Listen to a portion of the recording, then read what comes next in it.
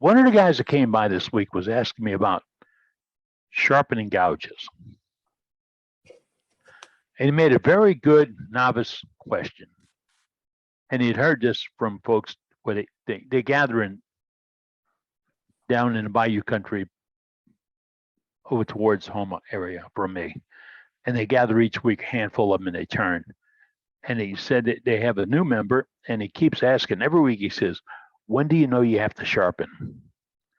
And they messed with him terribly.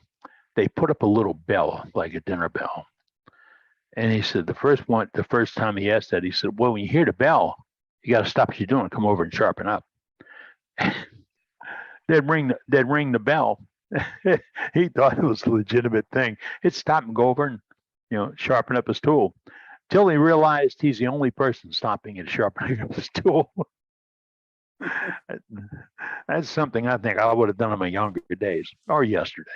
But it took him a few minutes to explain to him that there's no time in sharpening your tools. If you realize they're not cutting right or slicing right, sharpen them. I don't care if you made one pass or three passes, I've been using it all day long. When I was turning the cowboy hats, I got really good at that. I could make a gouge last an hour, but I'm turning wet wood and I know the speeds of turn and I know how to slice.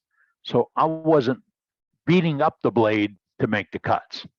And after a little bit, I realized I was working too hard to make the cuts, and I changed to another gouge exactly like it, been sharpened. So there's no time frame in doing it. It's just when you sense that something's not cutting right, put the brakes on, go over and sharpen it. Because if you don't put the brakes on and you keep going and that tool is honestly dull, or so it won't cut, it's going to burnish or chew away. And that's where the catch comes. And if you want to know, I said where it comes, let me tell you where it goes. It goes right there. They're trained to aim for the middle of your head. So when you sense that you have to work too hard to make a cut, sharpen it up.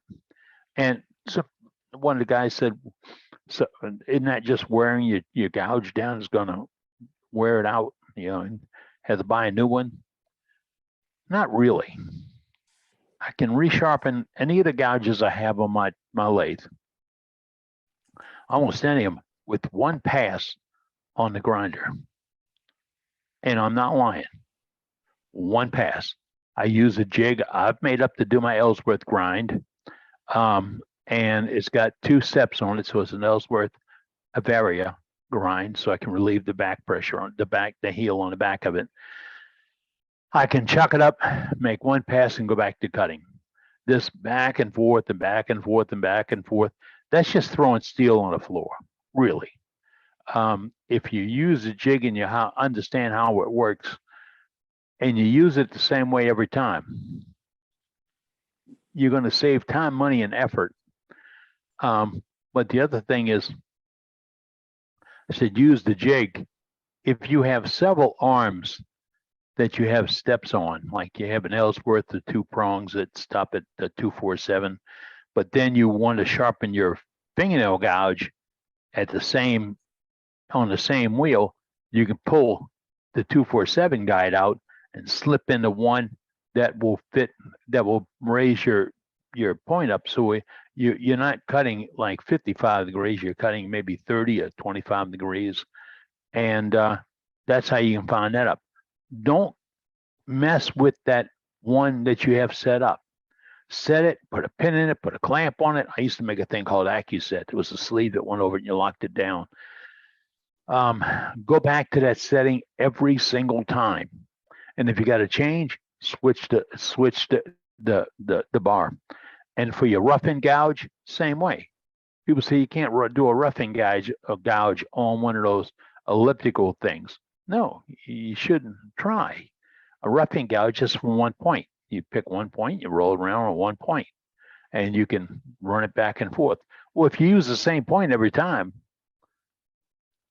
why you need to grind? All you need is one good pass.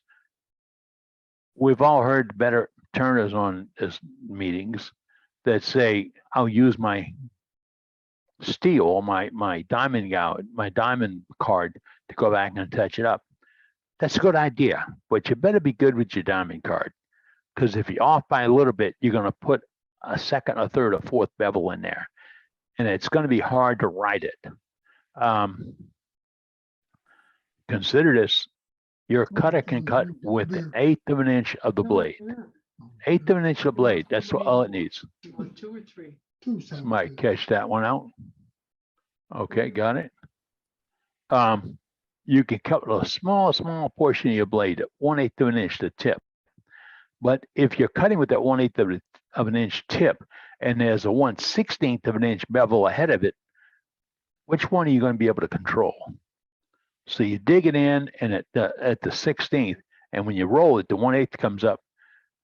The small edge of the blade is running wild. Now you can cut with it, but it's running wild. You're going to get some harmonics, some movement.